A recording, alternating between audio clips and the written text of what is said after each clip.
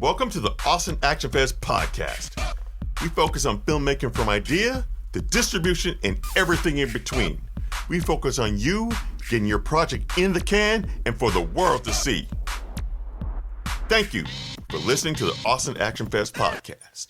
Now let's get cracking. Chris, good to see you again. Hello. How you feeling? Very nice to be back with you. Good. So how are the mountains there?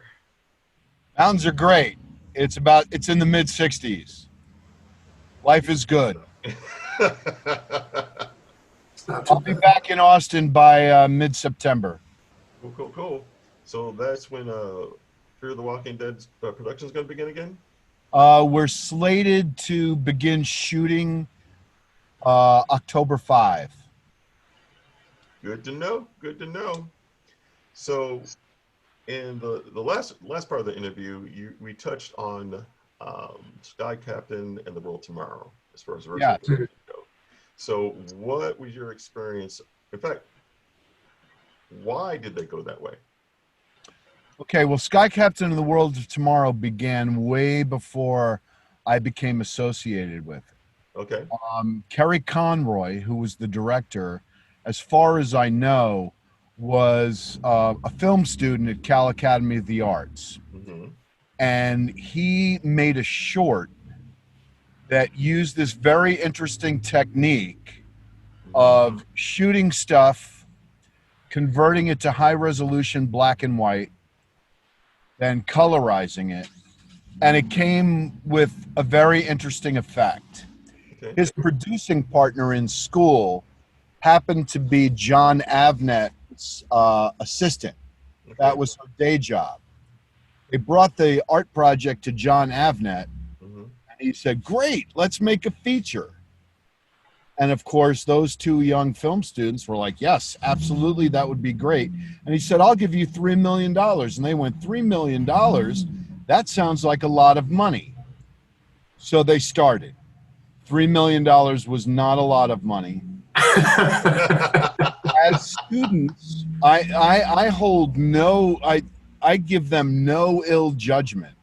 In a similar situation, I probably would have done the same thing. Yeah, it's the big shot. What they didn't do was the pre-production.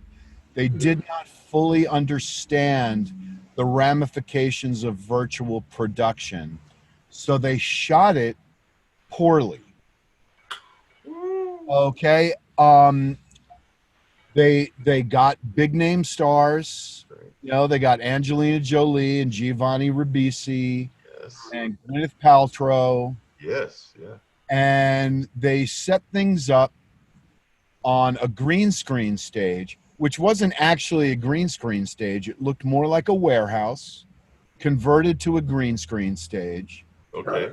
But again, they didn't have the proper preparation. They shot against green. They shot against blue. They shot against whatever they could come up with. They didn't understand the really granular particulars of virtual production. Right. So they did things like they would build props that the actors would interact with, which is correct. But they didn't actually build the props. What they did was they put green or blue stand-ins for those. Okay. So the hands would be interacting with a railing or something. Right. Their plan was to replace that railing. They wanted to replace everything, which is a really amateur, unprepared way to go. They also didn't pay attention to the principles of regular feature cinematography. So they lit scenes from one side or part of the scene and then swapped the lights to the other side. So the actors themselves, whatever they were actually practically lighting, didn't make sense from shot to shot. So I was hired by a visual effects company that was literally going out of business because they didn't write their contract properly. And all that they had promised to do was to deliver shots approved by Paramount for X number of dollars, not understanding that Paramount was reserving the right to micromanage them at every step. I learned an awful lot, or I applied an awful lot of what I suspected and knew on the project. Namely, pre-production is seriously important. They had the attitude that they could literally fix it in post, which is death to a production. Okay, I see you smiling, man. I see you smiling. Even though they were digital artists, they decided they would fix their own production in post, which is kind of understandable for noobs because they think, oh yeah, we can do whatever we have to do, not realizing that it was going to take thousands of hours and millions of dollars. Fix it on set. So I came in to this company called Ring of Fire Engine Room. Mm-hmm. I knew the producers kind of. We had never worked together. Mm-hmm. But they told me their situation. Sorry. Okay. The ambulance coming for my career. Coming for them lungs, that's what they're coming from. Yeah. What's that? I said they're coming for those lungs. They're going to pick you up. Stop. I just had my lungs and heart checked. Perfectly clear. Believe it or not. I gotta do my due diligence for my dog and everyone else. So all right, I'll put it out. I won't be on camera with it. Hey man, you live your life. Kids, don't smoke. You're all good. I wish I hadn't smoked. Started when I was 13. That's when I don't know any adults that start smoking. All right. So what happened was this company had a whole mess of shots. Mm-hmm. Their assumptions were that the shots would be delivered to them in a way that was conducive to green screen compositing. They weren't. Also, Paramount producers had very little knowledge of visual effects and its process. Okay, it's a classic case of a little bit of knowledge is a dangerous thing.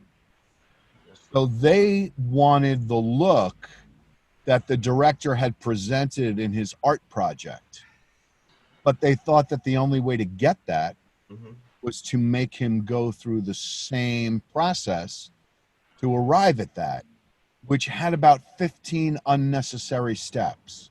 Again, his was an experimental art project. They wanted a movie. So I spent about a half a day there, and I realized everybody's assumptions were killing this project. Right. And the visual effects company, they were in it. They couldn't see the forest for the trees. Right. So they didn't realize that they should have done what I did, which was go to Paramount and say, look, you want this look. We'll give you this look. We guarantee you this look, but we are not going through the same steps. Makes sense to me. Because this is a movie, not an art project. Okay, but what I mean, that's, that movie came out.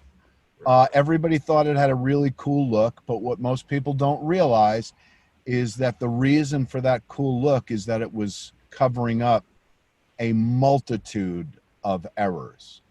I worked with some exceptionally talented people, really talented, but all they were doing were fixing problems, and they made it look great, but it was way too arduous a task to be in production. By the time I came on, the company had already been working on the shots for 6 months, at 300 shots, and hadn't delivered a single one. Wow. And I don't know if you've ever heard of a bond company, but bond companies come in as negative insurance. Right. Okay, they insure the studio that a film will be delivered. Right. According to the most basic, requirements. They just want a film. They're like, we need to have something released in a theater on such and such a date. Mm-hmm. So if the bond company is already involved, you're in deep trouble. And the bond company was already involved. And the bond company representative was a former sound mixer. So he's throwing his opinions into the mix. Mm-hmm. Again, not knowing not even not knowing about visual effects, Right. but not knowing about filmed production. So he's like, well, we need to do this. We need to do that. I'm like, no, we don't. Stop. What we need to do is deliver. Okay, but that taught me a very valuable lesson about virtual production. Mm-hmm. That was in 2004. I worked on that for the summer of 2004. Mm-hmm. I think it came out in the fall of 2004. I don't even know. I know that when I went to the theater to see it, Right. I was really impressed, but I had severe negative flashbacks for our sequence. I can't believe how hard we worked on that sequence. So then, since that time, Mm-hmm. you mentioned, Chill, the Unreal Engine. Yes. It's all over the magazines, all over everywhere. Right. Yeah. Okay? The thing that you got to know about magazine articles is that they are generally trying to sell you something. Not directly, they're not advertisements, but they're selling you on an idea. Right. And I did research about a year and a half ago into Unreal Engine to examine the possibility of a virtual set. Right. At the time, there were one or two stages in LA that specialized in Unreal Engine, Mm-hmm. but they're for sportscasts Right. and newscasts. You know, those are virtual studios. It's, you know, some people standing behind podiums for, you know, NFL Tonight or something. Like CNN and Exactly. That's exactly right. yeah. I know what you're talking about. Weather Channel. Yeah. Yeah. Okay. I mean, it started with the Ultimat back in the 80s, which is the weather person in front of a blue. Right. And all that kind of stuff. The only difference that the Unreal Engine brought to the table was real-time rendering. Right. Meaning that the weather thing didn't have to be pre-recorded. Right. It could be played live and you could view the weather person or the studio people or whatever and the background simultaneously. Right. Okay? The old time weather reports, that weatherman or weatherwoman was looking at a teleprompter and an approximation of the map projected behind them, but it was pre-recorded. Right. So they couldn't do any changes, which is why sometimes the pointer didn't point to the right state. Right. But it wasn't live rendering. So then you have, again, Unreal Engine, and everybody's going, oh, it's a game. Unreal Engine is a game engine. Yeah. That's how it was developed. Yeah. And Yeah, we're well aware of that one. By Epic. yeah. So then comes The Mandalorian for the Disney Channel. Yes. And Mandalorian is using the Unreal Engine. And Epic and Lucas and Disney, everybody's like, yeah, we're doing the Unreal Engine. Mm-hmm. Hey, what they fail to mention is the fact that Lucasfilm teamed up with Epic to customize their version of the Unreal Engine. This is not the Unreal Engine that is available on the stages in LA. Makes sense. Okay? So they are doing daily, deep development side by side. Mm-hmm.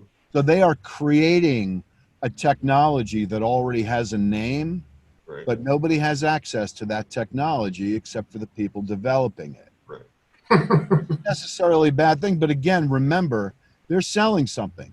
Right. Artists are selling their ability and coolness to deal with this new technology, and Epic is selling their software. Now, I do think that virtual production is absolutely going to be a norm. Right. Mhm. However, it is going to force a 180, a complete 180 on the production pipeline paradigm. Right. Because they have to front load it. Exactly. Because you can render whatever you want in real time. That's great. Unless you don't have anything to render. So maybe No, you have to create all this stuff. The engine isn't creating anything. It's rendered what has already been created. So it's a tremendous tool for cinematographers who shoot on virtual sets and directors, because they'll now be able to see what will be going on back there. Because now that's what it is. Now when we do blue screen compositing, we're compositing plates that were photographed at a different time, or we're compositing computer generated elements that are often created after the fact due to TV schedules. We have very little R&D and development time. You know, I only get the script a week before we start shooting it. Oh, wow. So all this happens, you know, in a different timeline. Right. That's why. One second. We gotta go back and define something. What front? Can you tell the people what front loading is? What I meant by that? I'm sorry. What is? What did I mean by front loading? Oh, well, yeah, I'm about to get into that. Right now, we can reserve the back end of the schedule to create the things that are going to be used. Right. In our show in particular, we already have a library of the typical weapons that have been 3D scanned to the right and textured and all that. Right. But if we need a building, if we need a skyline, if we need a mountain, all those things get created after the fact.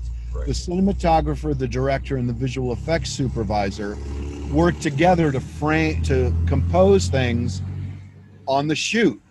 Right. I'm like, you, cinematographer, are used to not leaving empty space in the frame. But remember, we're going to have to put a mountain back there. Mm-hmm. So you got to frame room for the mountain. So it'll look like a bad shot at the beginning, but at the end, it's going to be correct. Got it. With virtual production, you would actually see that space at the time. Right. So that's where the help is. It helps the cinematographer compose based on what will be in the frame, and it allows the director to not have to do so much imagining. Right. Front loading, however, is what will happen with real-time rendering. You need to have all of those assets built beforehand. Right. Visual effects becomes heavily involved in pre-production. Got it. Because those things, if the director wants to see them and the cinematographer wants to see them, they have to exist. Right. Now they exist in the imagination until after the fact, and then we go through a series of approvals. But if you want those things to be rendered on set, they got to be built long before you render them. Yes, sir. And here's a question from the newbie. So I'm learning all this, absorbing. Yeah. How does this actually, like, how does this play out? Are we talking about like the director's monitor when we're shooting a scene and let's say it's a virtual set and it's going to be mountains. Like it's just like the news. You can see the mountains, you can see the people, you can see everything while they're shooting it in the director's. Yes. Okay. What you shoot is what will be the final. So what we are doing is creating a virtual set or a virtual location before we shoot.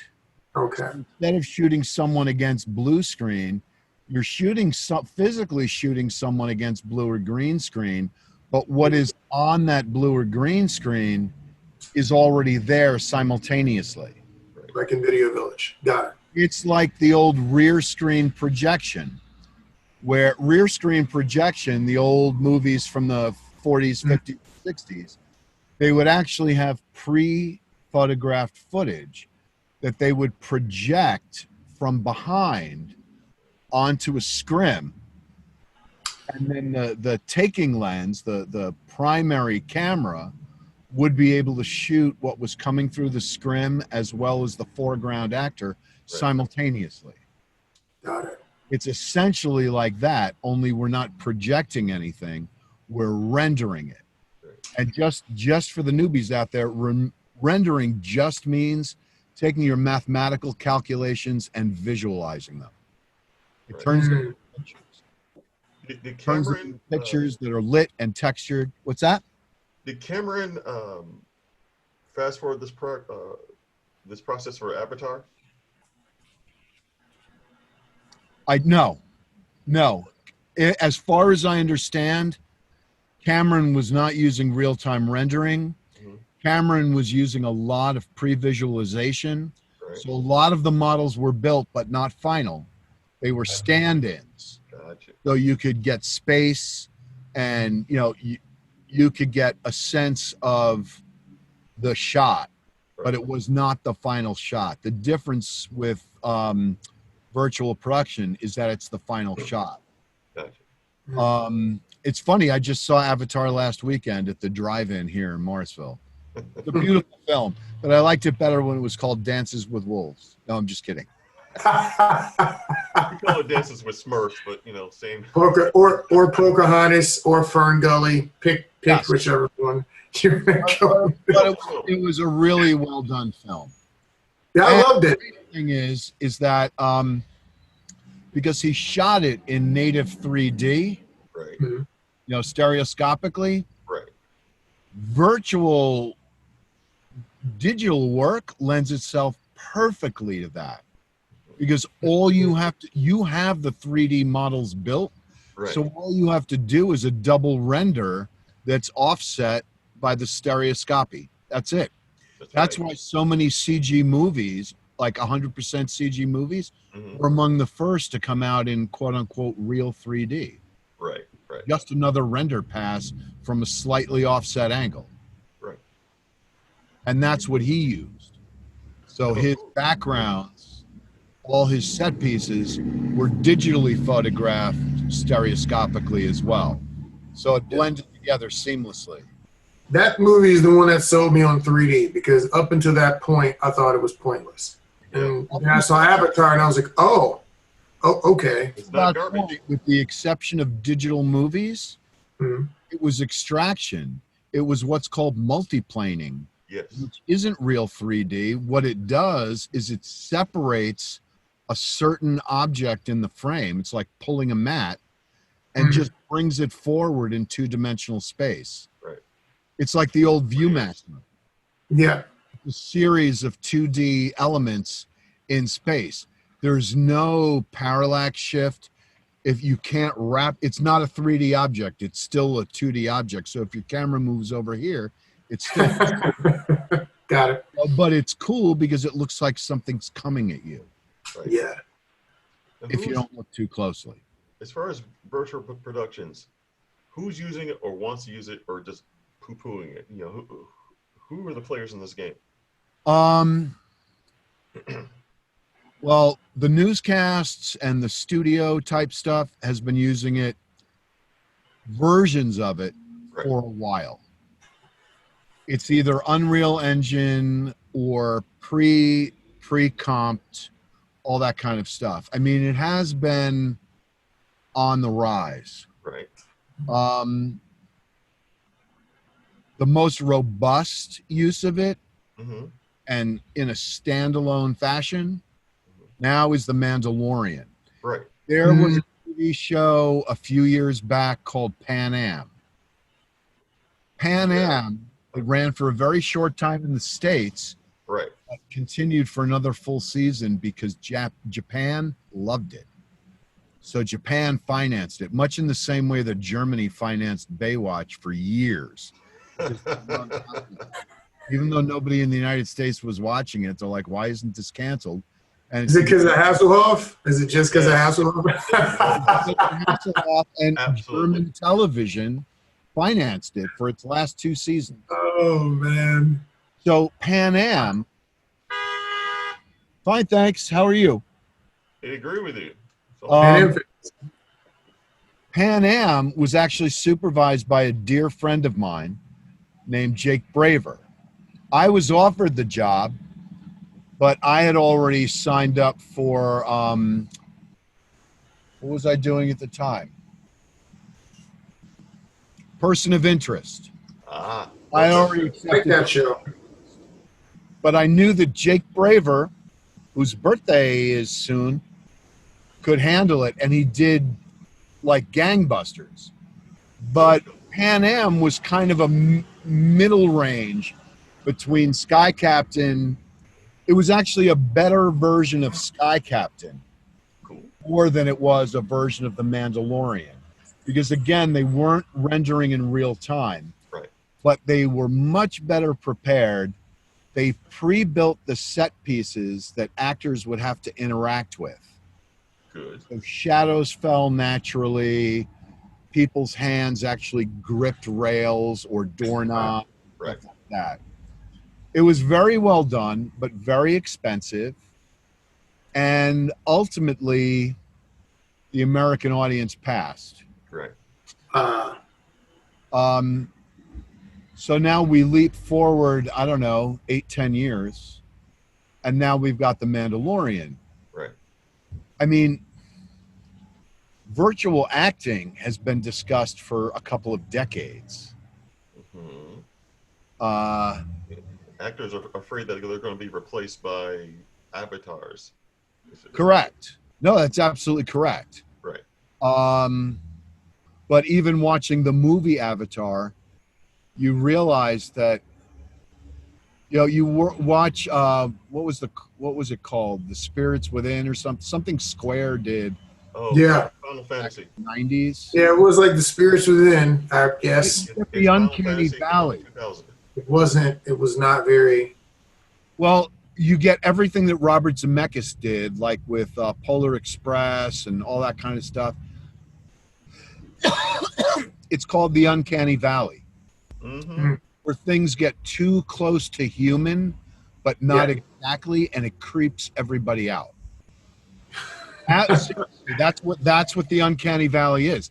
If you know things are robots, you can totally buy it. Go back and watch like Akira and stuff. Yeah, totally fine. Not creepy. We know it's a cartoon. Then you watch Polar Express, where it's all Tom Hanks with glass eyes, and you're like, these look like Tom Hanks mannequins. Then you get Avatar, real motion capture, including highly advanced facial capture. Right.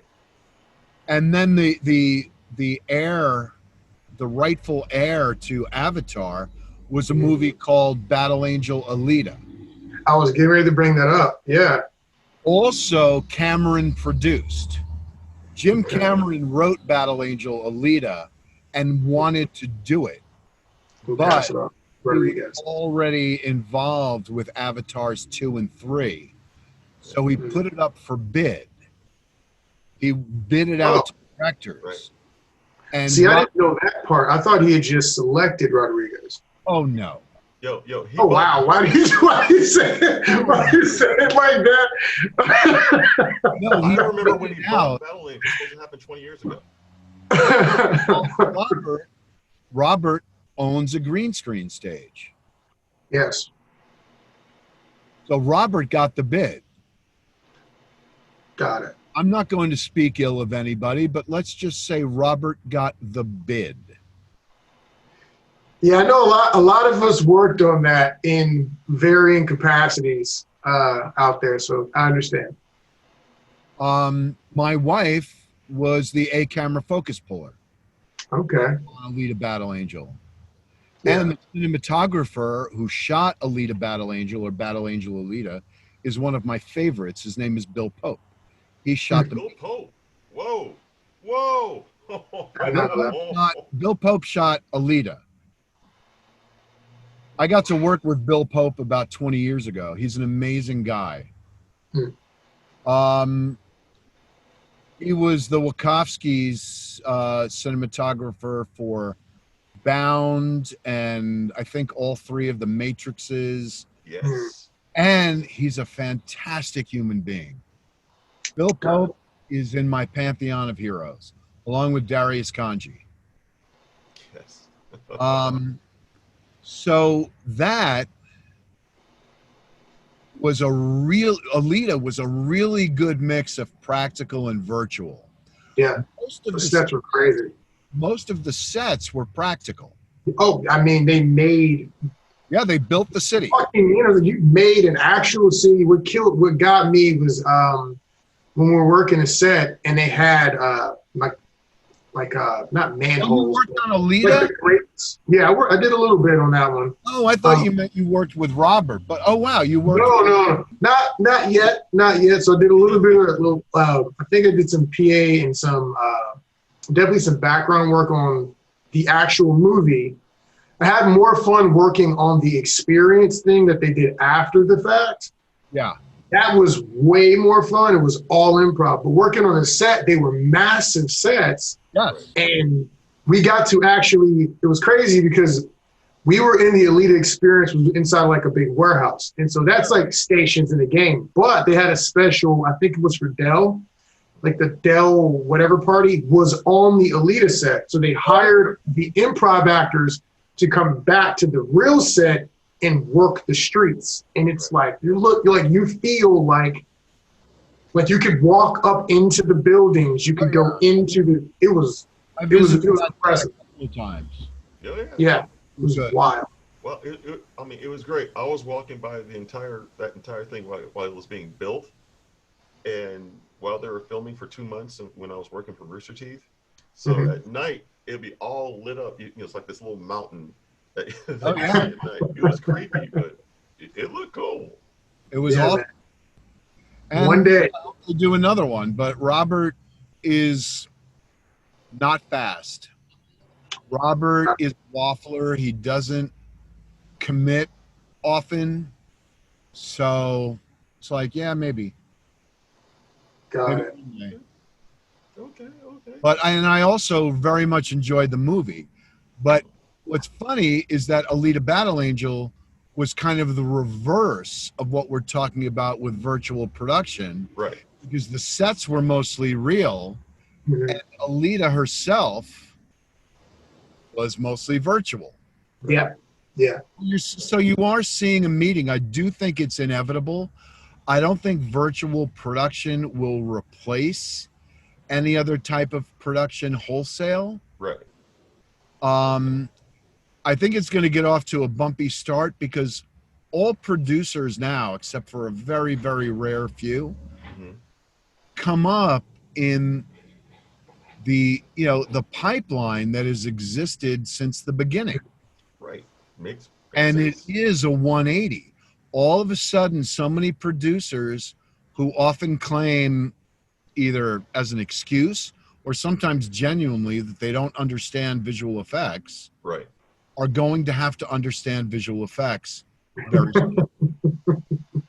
But the other funny thing is that visual effects, if once virtual production sort of, hits its stride, right, there's going to be very little post work for visual effects. Got it. It will become more like virtual production design and set decoration than it will fixing it in post. right. Because even right now, I could see, since I love sci-fi and adventure, so like I could see very easily if someone had the capability at my budget level, obviously, how I would use literally 80% of this, or a combination of, say, you have like 2 columns here in a green screen and someone's creating something Lord of the Rings-esque in the background, right, and you got some practical. I could see how this would become more prevalent, and I think that the idea has no way. There's no way it doesn't become more prevalent, because honestly, when you started explaining what exactly it meant, I'm thinking of all these stupid filters and effects people have on their phones with altered reality, augmented reality, or even like the Snapchat filters and stuff where it's real time replacing someone's face with something weird. And you look into these things and it's like, this is a joke to me. It's like, oh, it's a fun thing to do on my phone. But I'm like, think about what what amount of power that actually is. You turn my face into a zombie, not on a green screen, I'm in regular life, on a cell phone.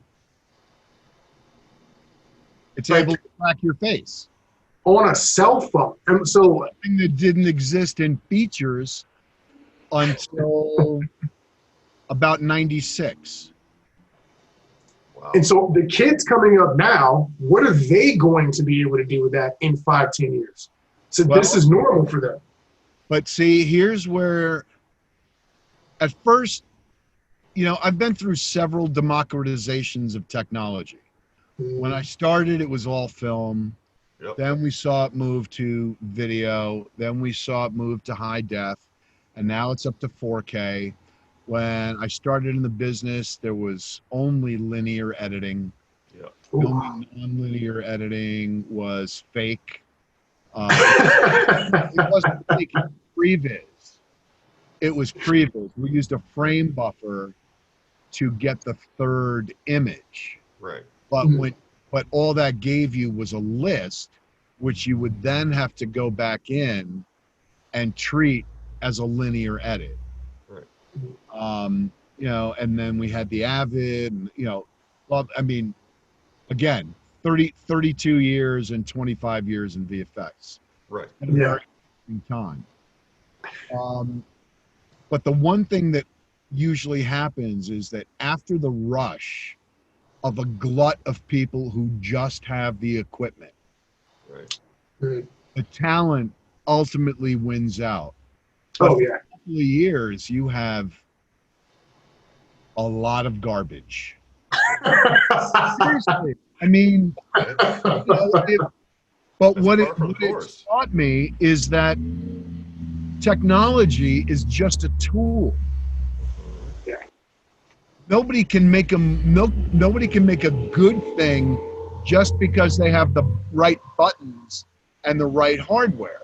Right. Critical eye, aesthetic thinking, planning, creativity. Yeah. I go back to what my cinematography professor told me. I can only teach skills. I can't teach talent. The tools are the skills. Yeah. It's not the tools, it's the artist. No, that makes a ton of sense. And like my brother is a DJ. Jerry used to spin. And I love music, right? I can go down a deep hole if I decided to get interested. And he had a tractor turntable, and he started showing me all these tricks. And he's the kind of person, he learned different. So Jerry will buy every tool you can get your hands on that sounds cool and play with it all. But he sounds like crap for like a long time. But eventually he's got all these tools. I'm not like that. I'm like, show me how to match the beats. Okay. Show me how to do this one effect, then I'm going to abuse it. And show me how to do this other effect, and I'm going to abuse it. And some people will go out and they will DJ and they will get this equipment. I would never do this, but they'll get this equipment and now they've got all these little buttons and toys to play with, but it's not good. No.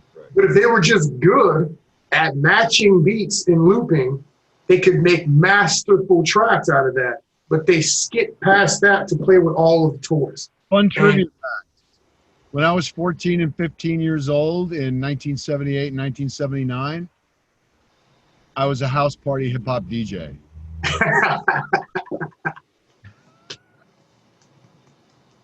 So you know what rappers are like. It's funny, like people are like, yeah, I like old school NWA. I'm like, NWA old school? That's 20 years late. That's 10 Come back at me with the funky 4+1. Oh, Funk Master Flex. look, I came up pop locking, so I was listening to Frankie Beverly and Maze, Roger and Zapp. Like because of that breaking and all that, you end up learning about all this other stuff that nobody even knows about. So I went to a playground party that Flash DJ'd in the South Bronx in 1978. I didn't know who he was. Respect. He was. My man got respect. Oh, yeah. My friend was like, let's go to this party. I'm like, what? He's like, yeah, it's a party in a playground. I'm like, how can you do a party in a playground? Ain't got no power. They tied into the light poles. Nice. The light poles in New York used to have regular Edison plugs. Now they don't. Now you would literally have to tie in.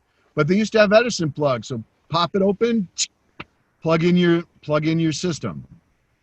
Did not know that. Cables and Gemini microphone, Gemini mixers. That was all anybody had. That is awesome. So my next question is this. You actually kind of answered it as far as what do you see as the future of all of this.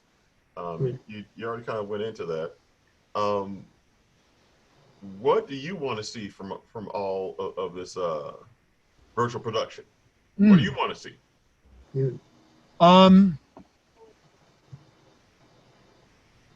I would like to see the same that I like to see with any new technology. Right. In that it better serves the story. I'm still a narrative storyteller, or not even. I'm a storyteller at heart. I like to have stories told to me, whether it be visual or verbal. I just hope that the technology does not exceed the content, but supports the content and raises both up. Got it. That makes sense. That sounds legit to me. And frankly, I wish I could do this forever. I don't think I can. I'm getting old. I would like to be a part of at least the next step. Right. I'm like I said, a bit more robust. I'm sorry. Getting a little bit more robust. Yeah, I would like to see it come into its own. I have no prediction. I wouldn't even predict what my son's generation will see during his adulthood. He's 17, but he's a storyteller. I wouldn't even presume to know. I could never in a million years have predicted where we are now back when I started in 1986. There's no way I would have been able to predict that. But that's good. I'm not a futurist. I'm an early adopter. And I remain flexible. But I'm no genius. Let the geniuses figure it out. I just want to be able to be playing with it. That's all. All right. So Ben, you had more questions? So is there any advice you would give to those of us who don't have Robert Rodriguez level budgets, or ways that you think we can practically put some of this stuff to use on our smaller sets? Absolutely. And I've been a fan of this from the get-go, because don't worry about the latest toy. No. Don't worry about spending money on the biggest and the best, because shit becomes obsolete within 2 years. Okay? Figure out what you need to best make your product. Okay? Again, going back to my days in advertising, which I look back on with horror, all the people who don't know anything will want to use the buzzwords and make sure they're being catered to with the latest and the greatest. Right. Oh, I need a Quantel paint box. Oh, I need an Inferno. Do you guys know paint box? No, ridiculous. Okay? You can make a really good movie with crayon. Okay? It's the story that matters. So assess what your story is first. Right. Again, I said the first 3 steps are the most important 3 steps of pre-production. It's probably the most important 7 steps. Okay? Once you get on a set, once you turn over a camera, no matter how well prepared you are in, by definition, damage control.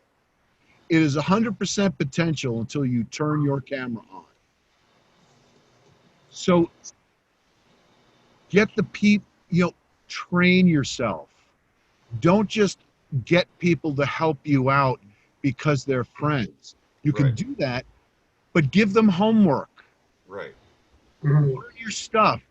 My wife, who's been a camera assistant for 25 years, every new job she gets, she does homework.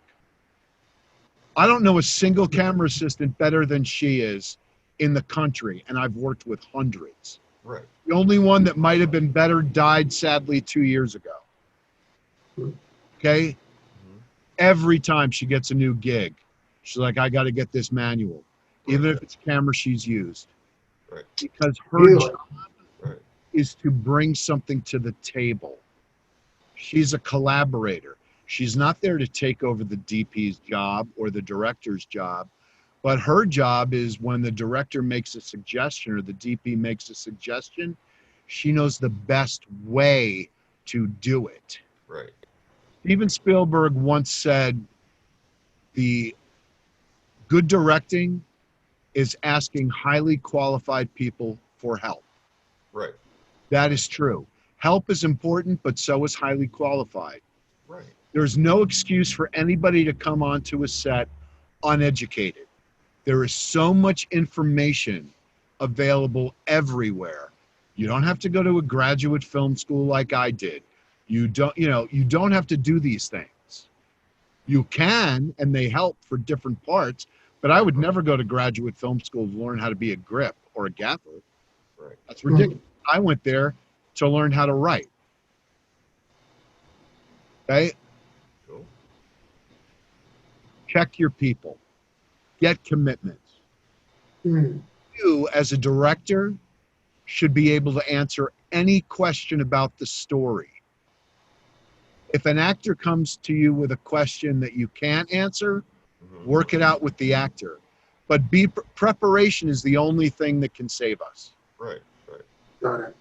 Something that you, along those lines, you've been talking, the first interview that we just did a couple days ago and now. I'm sorry, I can't. I'm sorry, the first interview that we did today and the day before.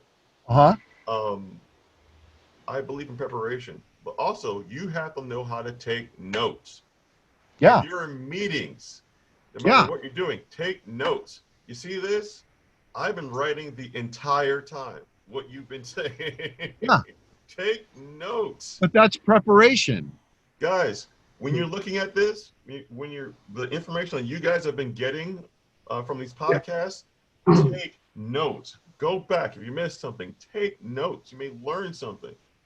I'm using this stuff. Take notes. Yeah, and I taught college for 9 years. I'm used to lecturing. It makes our job really easy.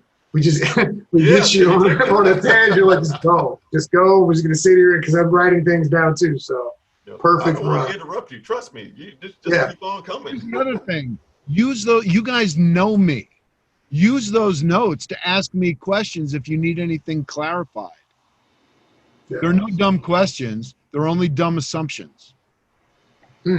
Yeah, I agree. Because I know some VFX guys, Chill, and a couple of other friends local, and I'm looking at let's play with some of this, because I am not always an early adopter all the time, because I'm normally like still learning something else. But this is intriguing to me, and like I say, we've been talking a lot about VFX and like fantasy oriented stuff, wherein someone's gonna have to make all this stuff anyways because we don't have it. So we could let's play with some virtual sets, at least some portions of the production that might be. I don't see a reason not to. And for me, I'm perfecting my process. So when we do something, do it from scouting to what do you call it? Lens correction, lens operation, all up and down the process. So when we get on set, I'm there way beforehand, maybe the day before. When I come on to the shoot day, I already have my list, I'm ready to go. Sure. Lighting, all that stuff, lighting checks, the whole bit. I don't know all of it because, in fact, I'm taking a cinematography course later on this month. Great. I'm trying to make sure I know my shit. So when I go to Ben, say, look, Ben, next week before we do this stuff, I'm going to come in at whatever time of day. I'm going to see where the sun is, with the sun surveyor, the whole bit. seeing where everything is. So when I get on set, I'm there beforehand. I talk to Ben. Let's say he's the director. I talk to Ben about all this stuff. Make sure the shot's ready to go. Or let's say it's a VFX shot. Right. Take my theta, do what I want a theta, but take the scans, do the whole bit, do the shot, get it to get the information. Or hopefully, I'll have all the lens information. Send it off to editing, sound, whatever, and go from there. I'm trying to make my workflow as efficient as possible. Yeah, I mean, here's the thing: no matter how much pre-production you do, something's always going to come up that you weren't prepared for. That's just the nature of it. But if you were prepared to do plan A, it's much easier to develop a plan B if you had a plan A in the first place. Absolutely. But if you get there and everybody has 3 different assumptions and none of those assumptions work, then you're starting from scratch. Exactly. Yeah. Now, again, the problems I hope to encounter are never what are we going to do, but how are we going to do it? So we always know what the ultimate thing is, and then we just got to figure out a different way to get there. Exactly. I've realized that every set, no matter what the budget is that I've ever been on, no matter how much pre-production, there is always a problem. Yeah. There's always something doesn't work, or someone doesn't show up, or the prop falls and a piece breaks off of the prop and they have to fix. Like I don't think I've legit in all the time I've done film, I don't think I've ever been on a set where nothing was wrong. And by the way, that does not change as the budgets increase. Yep. Does it get amplified? It's always the case. Yep. Whether you have $100 budget or $100 million budget, it always happens. Yep. Yes, sir. Well, I'm going to go ahead and end the interview, but I sincerely appreciate your time in coming on to the Action Fest. You haven't been asked. You just spouted gold. The last 2 interviews, just pure gold. And I thank you very much, sir. Woo! Well, Jill, if you would be so kind, while I still have service, yes, when we end this interview, I believe you have my phone number. I do. Please just give me a quick call. I want to talk to you for like 5 minutes. Sure. Absolutely. You guys have been awesome. I'm thrilled. I hope this is a big success for you guys, and I hope to work with you all. Yeah, sounds fun. Yes, sir. All right, guys. All right. Be well. Bye. I'll see you, Ben. Be good. Yo, that was friggin' awesome. Thank you for listening to the Austin Action Fest podcast.